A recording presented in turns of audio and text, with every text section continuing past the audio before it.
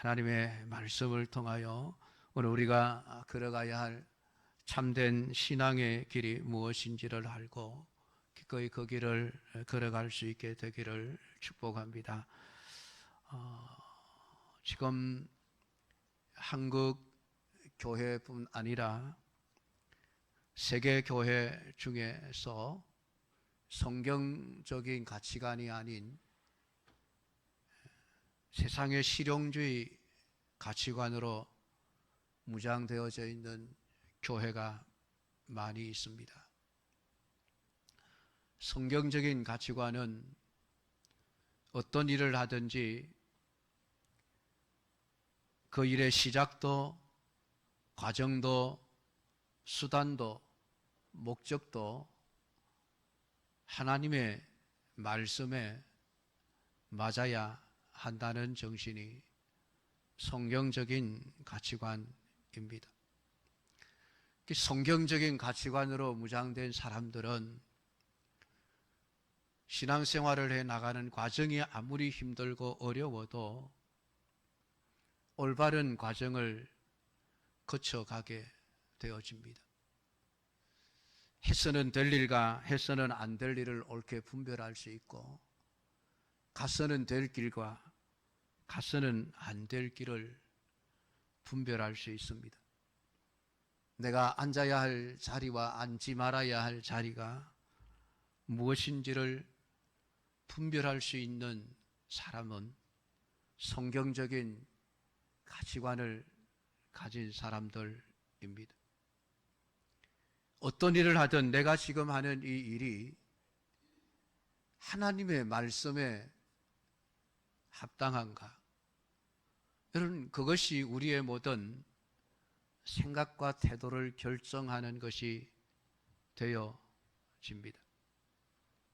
그래서 그의 삶은 말씀에 순종하는 삶이 될 수밖에 없습니다. 말씀으로 사는 삶이 쉽지 않고 어렵고 힘들지만 그럼에도 참고 견디면서 그 길을 걸어가게 되어집니다. 그러나 실용주의 가치관을 가지고 신앙생활하는 사람들은 항상 그 수단이, 과정이 어떠하든지 상관이 없습니다. 왜냐하면 실용주의 가치관이라고 하는 것은 목적이 좋으면은 수단은 정당화된다는 것입니다. 결과만 좋으면은 과정은 어찌해도 괜찮다는 사상입니다. 결과적으로 내게 무엇이 유익이 되는가? 그것을 절대적인 가치로 생각하고 행하는 것이 실용주의 가치관입니다.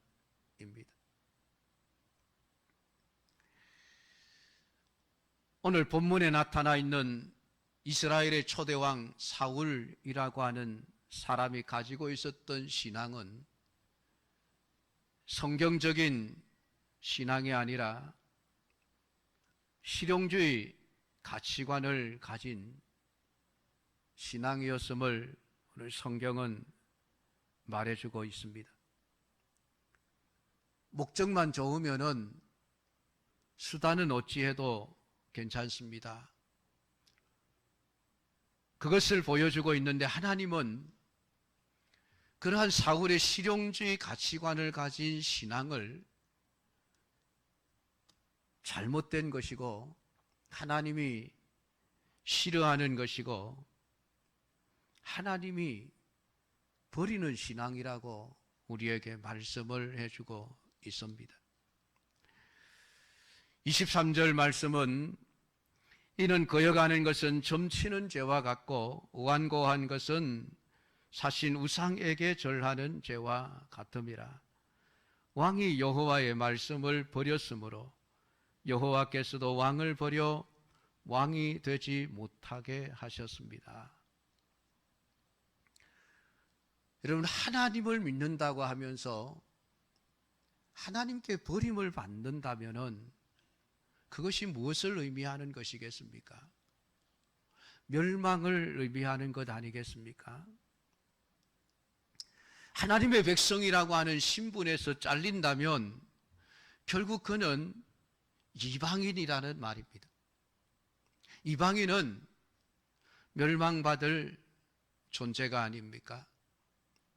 오늘 하나님은 사울을 통해서, 사무엘을 통해서 사울의 행위를 사술의 죄와 같다, 점치는 죄와 같다, 그렇게 표현을 하고 있습니다. 점을 친다는 것은 신을 섬기기 위한 목적으로 점을 치는 것이 아니죠. 점 치는 것은 자기의 이익을 위해서입니다. 내 삶의 어려움들을 해결해 보려고 점을 치고 내 인생의 앞날에 어떤 어려움이 있는지 알아보고 그것을 피할 길이 없는가, 그것을 알아보기 위해서 사람들은 점을 칩니다. 오늘 성경은 사울이 한 행위를 점치는 죄와 같다고 말씀을 합니다. 또한 우상에게 절하는 죄와 같다라고 말을 합니다. 우상은 참된 신이 아니죠. 가짜 신입니다. 이사야서를 쭉 읽어 나가다 보면 참 우상에 대한 말들을 굉장히 많이 읽을 수가 있습니다. 그 우상을 비웃는 내용들이 굉장히 많이 기록이 되어져 있습니다. 사람들이 산에 가서 나무를 베어다가 우상을 깎고, 일부는 우상을 깎고 일부는 아궁이에 가져가서 불을 떼어서 방구들에 돌아 누워서 따뜻하다 따뜻하다, 내가 불을 보았구나. 그리고 자기가 만든 우상을 짊어지고 가서 신당에 옮겨다 놓고 거기에 못을 박아 고정을 시켜놓고 움직이지 못하게 하고, 그리고 그 앞에서 복을 달라고 기도한다는 것입니다. 비웃는 이야기죠, 성경이. 우상 숭배하는 사람들이 얼마나 어리석은 짓을 하는지를 가르쳐주고 있는 내용입니다. 자기가 배우다가 땔감으로 사용하는 그 나무가 어떻게 자기에게 복을 준다고 믿고 자기가 만든 신에게 복을 달라고 빌 수가 있습니까? 여러분, 그 우상의 입장에서 보면 사람이 창조주 아닙니까? 사람이 자기를 있게 했으니까 사람이 창조주죠. 우상 자기가 피조물입니다. 그러면 거꾸로 되었지 않습니까? 피조물인 우상이 나를 만든 사람 앞에 절을 하고 사람 앞에 복을 달라고 빌어야 되고 사람 앞에 절을 해야 그게 바른 것이 아니겠어요?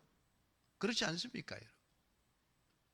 그런데 어리석은 인생들은 자기가 만든 우상 앞에 가서 복을 달라고 빈다. 그것은 신을 아무것도 아닌 것으로 여기는 행위를 말하는 것입니다. 그래서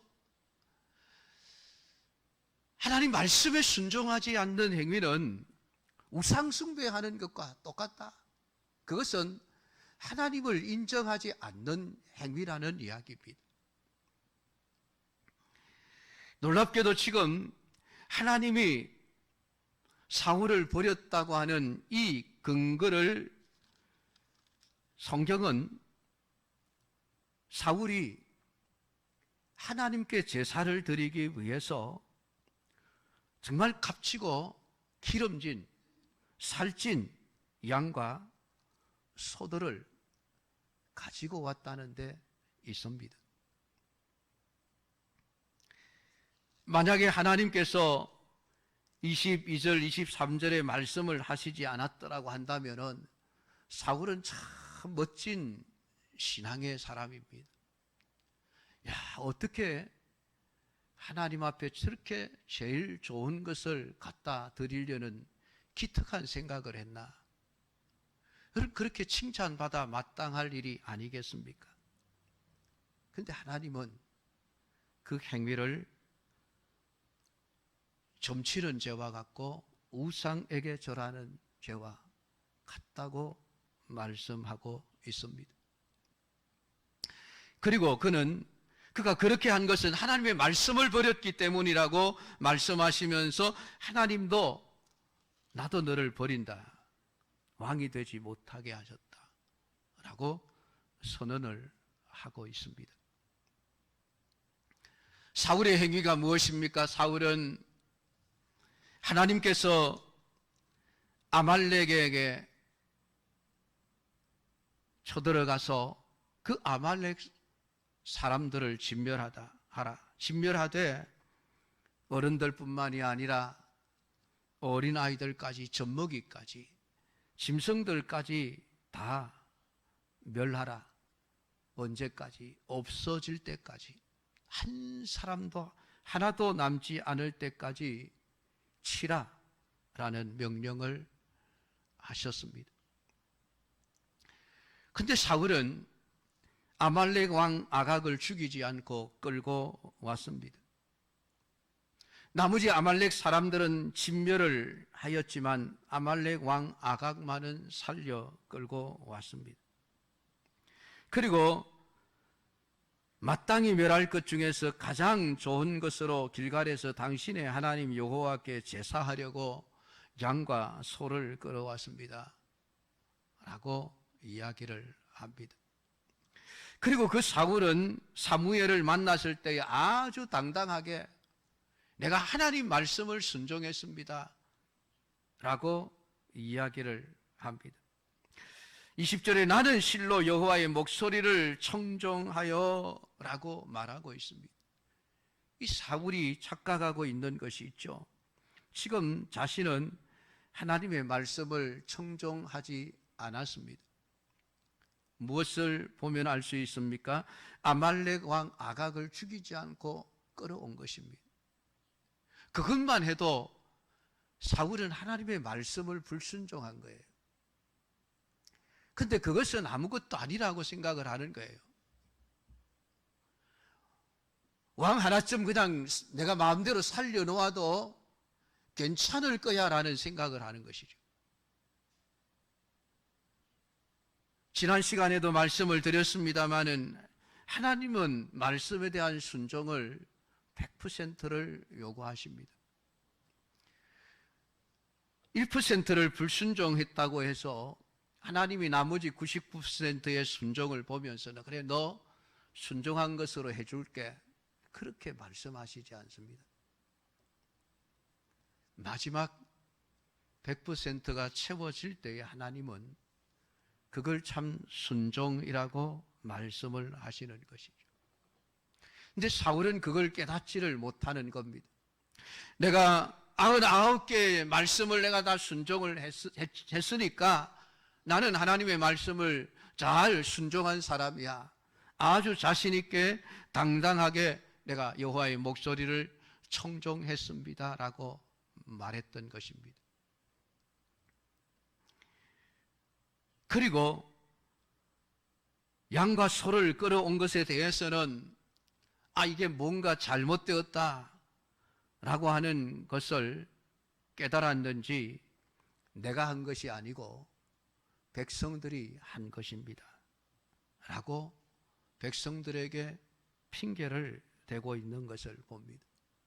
사울은 지금 자신이 왕이라는 직분을 가진 자리에 있음을 망각하고 있는 것이지.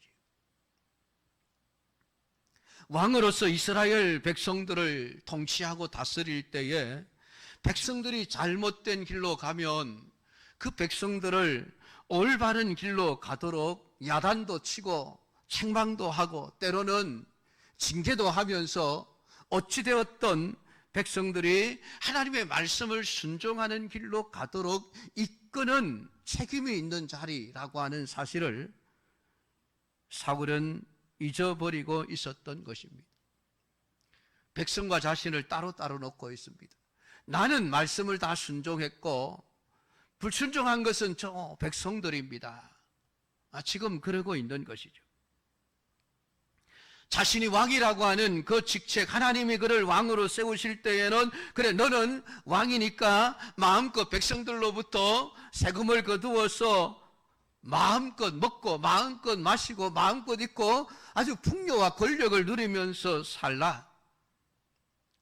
그리고 백성들은 자기들 멋대로 살아가든지 말든지 그냥 내버려 두고 상관하지 말고 너만 똑바로 살면 된다. 하나님은 그런 왕의 제도를 만드신 것이 아니에요.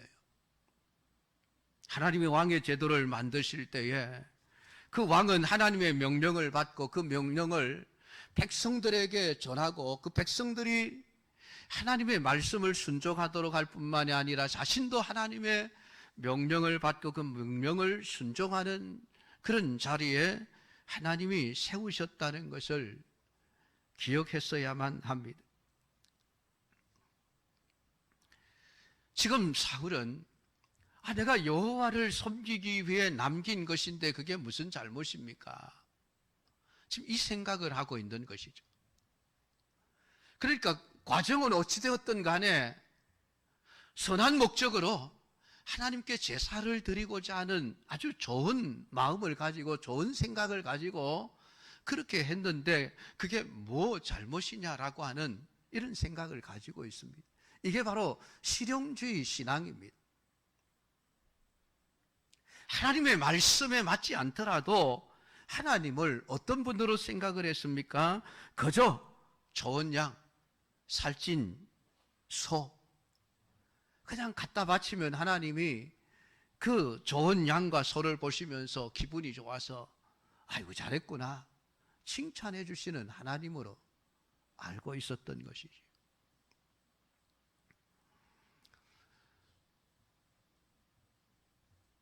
오늘 하나님은 사울의 행동을 인정하지 않습니다. 그가 진심으로 여호와의 목소리를 청종했다고 한다면은, 아마 그런 마음을 가지고 있었다고 한다면은 아말렉 왕 아각을 끌어오면 안 되었습니다. 그는 그 자리에서 죽였어야만 합니다. 백성들이 양과 소를 제사하려고 끌고 온다고 할지라도 안 된다고 말렸어야만 합니다. 못하게 했어야만 합니다.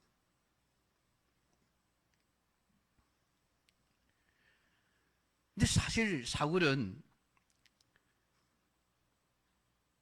백성들의 문제가 아니라 자기 자신의 문제라는 것을 깨닫지를 못하는 것이죠.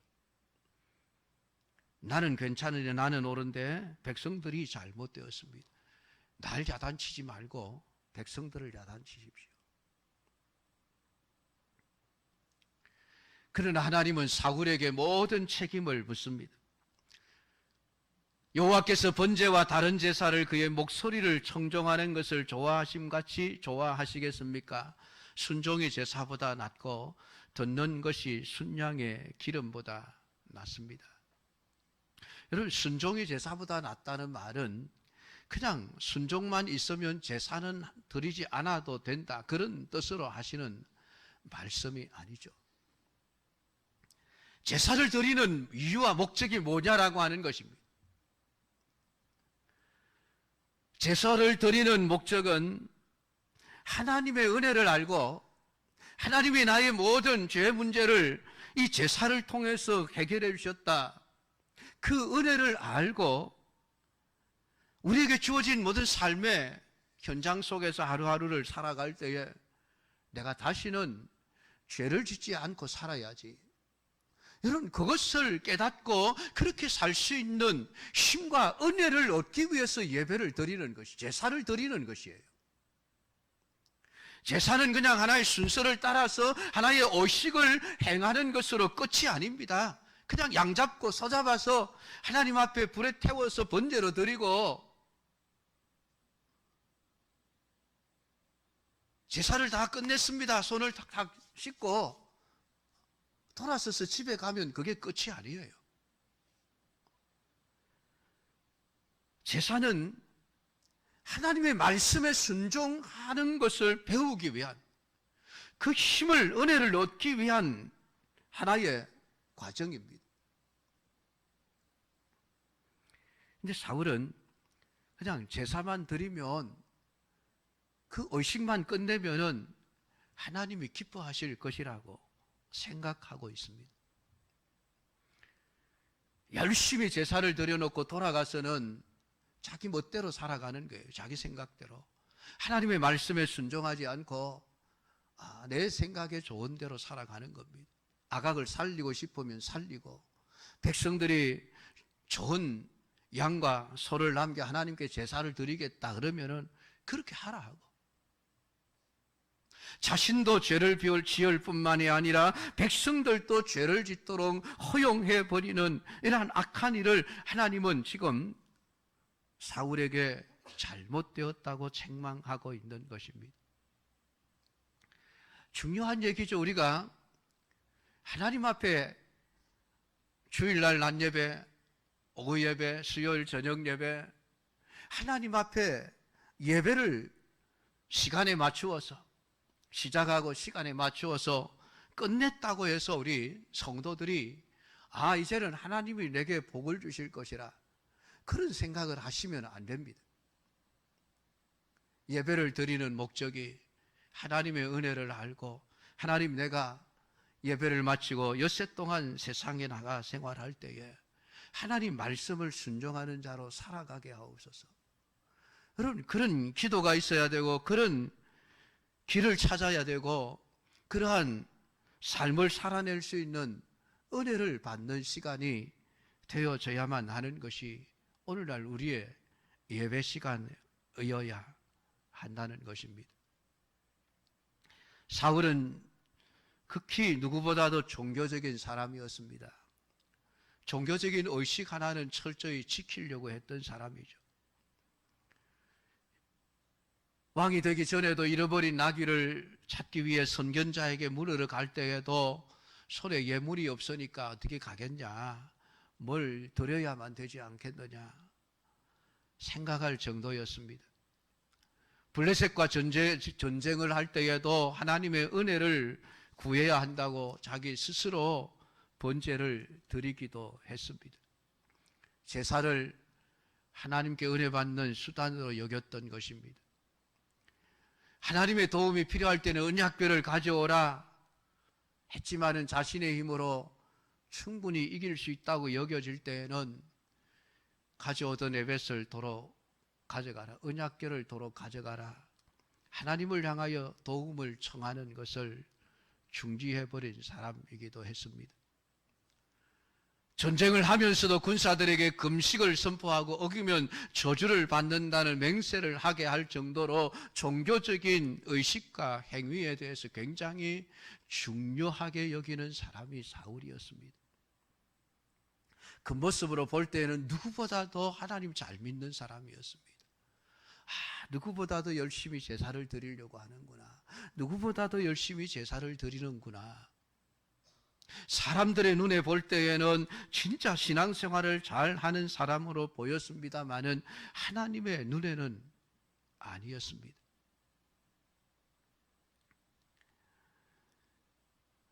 평소에 그런 생각을 가지고 신앙생활을 하다가 보니까 아말렉을 진멸하라는 하나님의 말씀조차도 내가 이렇게 하면 내 정성을 받으시고 내 헌신을 받으시고 하나님이 기뻐하실 거야. 하나님이 인간의 정성과 또 인간의 헌신을 하나님 말씀 순종하는 것보다 더 좋아하는 하나님으로 착각을 한 것이죠.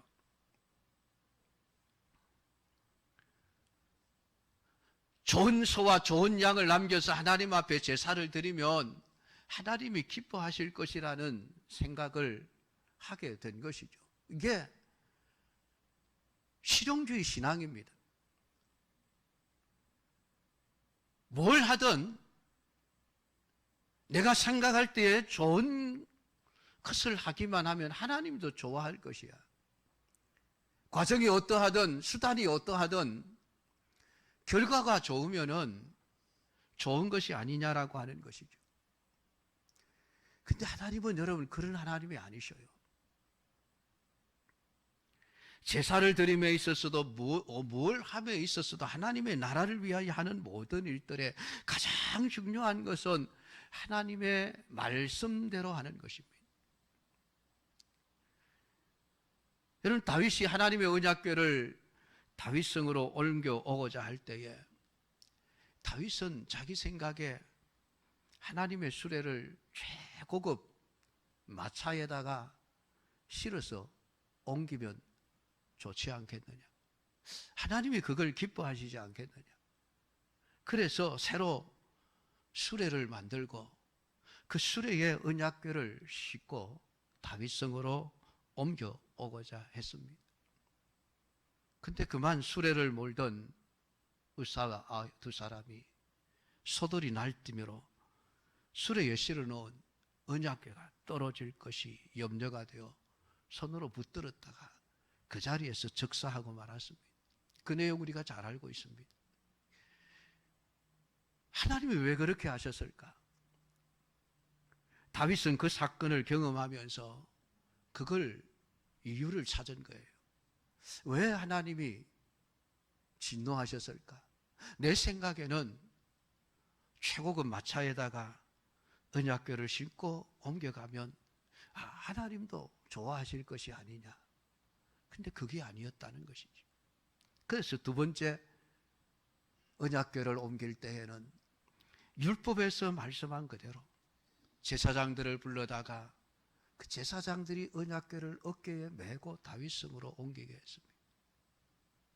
그리고 다윗과 모든 백성들이 그 일로 인하여 기뻐했다. 하나님이 어떤 하나님이신가를 우리에게 잘 보여주는 하나님입니다. 우리가 하나님을 위해서 뭔가를 해드리면 하나님이 기뻐하실 것이라. 여러분, 우상들은 인간의 헌신을 좋아합니다. 인간의 봉사를 좋아합니다. 인간의 정성을 더 좋아합니다. 그래서 더 많은 정성을 보여라, 요구를 하게 되어지죠. 물론 그 신이 요구하는 것은 아니죠. 사람들이 요구하는 것입니다만은 어쨌든 사람이 만든 신들은 사람들로 하여금 끊임없이 정성을 보이도록 요구하고 있습니다. 근데 우리 교회는 아니에요. 하나님은 그런 하나님이 아니에요. 하나님은 순종을 보기를 원하시는 분이십니다. 오늘 순종이 없는 신앙생활은 하나님이 인정하시지 않습니다. 그것은 우상 숭배하는 것과 똑같아. 말씀에 대한 순종이 없이 드려지는 모든 예배는 우상에게 절하는 것과 같다고 우리에게 말씀해 주고 있지 않습니까? 하나님은 제사를 드리고 좋은 예물을 바치는 우리를 기뻐하시는 것이 아니라 하나님의 말씀을 듣고 청종하며 그 말씀에 순종하기를 힘쓰는 우리를 기뻐하시는 분이시라고 하는 사실을 오늘 이 사구를 통해서 우리는 분명하게 깨달아야만 합니다. 사울이 여러분 우상에게 바치려고 소를 남기고 양을 남긴 것이 아니에요. 백성들이 우상에게 바치려고 좋은 소와 양을 남긴 것이 아닙니다. 하나님께 바치려고 한 거예요.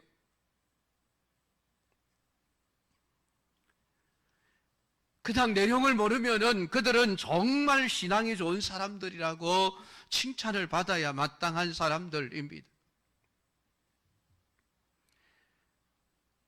하나님을 위한 것이 아니었다는 것이죠. 사랑하는 성도 여러분, 오늘 이 사울의 사건을 통해서 하나님이 우리에게 말씀하고 있는 바를 우리는 심각하게 중요하게 받아들여야 합니다. 왜냐하면 이게 남의 일만이 아니기 때문에 그렇습니다. 사울의 일만이 아니에요. 오늘 우리가 열심히 하나님을 예배하는 삶을 살아가지만은 6일 동안 말씀에 순종함이 없이 제멋대로 살면서 주일날 와서 하나님 앞에 예배 1시간 잘 드렸다, 나는 하나님 말씀을 순종했다, 혹시나 사울처럼 그런 생각을 하고 있다면은 정신을 차려야 합니다. 하나님이 뭐라고 말씀하시는지 말씀 앞에서 우리는 두려워해야만 합니다. 그리고 오늘 우리 엿새 동안에 우리의 주어진 삶의 연장 속에서 내가 하나하나 하나님의 말씀을 순종하는 삶을 살아내는 것이 얼마나 중요한 일이고 하나님이 그것을 보고 계신다는 사실을 여러분 기억하셔야만 합니다. 하나님은 진멸하라 말씀 한마디 해놓고 그냥 내버려 두신 것이 아니에요. 사울이 그의 삶의 현장 속에서 실제로 하나님의 말씀을 순종하는지 안 하는지를 다 보고 계신 것입니다. 지금도 하나님은 우리의 모든 일거수일투족을, 우리의 생각까지를 다 지켜보고 계시는 분이십니다. 시편 139편은 우리가 하나님의 눈을 피하여 숨을 데가 없다라고 표현하고 있습니다. 개혁주의 신앙인들이 가장 중요하게 여기는 모토가 코람데오입니다. 코람데오. 하나님의 얼굴 앞에서, 우리의 신앙생활은 하나님의 얼굴 앞에서 하는 거예요. 목사 앞에서 하는 것도 아니에요. 장로님들 앞에서 하는 것도 아니에요. 권사님들 앞에서 하는 것도 아니에요. 우리의 신앙생활은 언제나 하나님 앞에서입니다.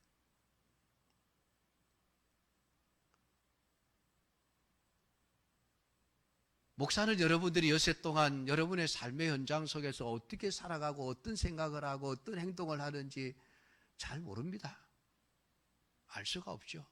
누군가가 얘기해 주지 않으면. 그러나 하나님은 아십니다. 하나님은 다 보고 계신다는 얘기예요.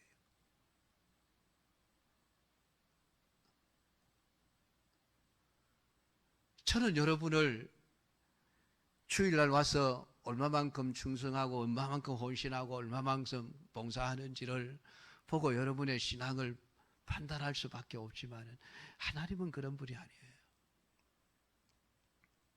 예배도 예배지만은 여러분의 엿새 동안의 삶 속에서 말씀을 순종하는지를 하나님은 보고 계십니다. 순종하지 않고 순종이 없는 예배는 오늘 사울이 드리는 순종 없는 제사와 똑같습니다.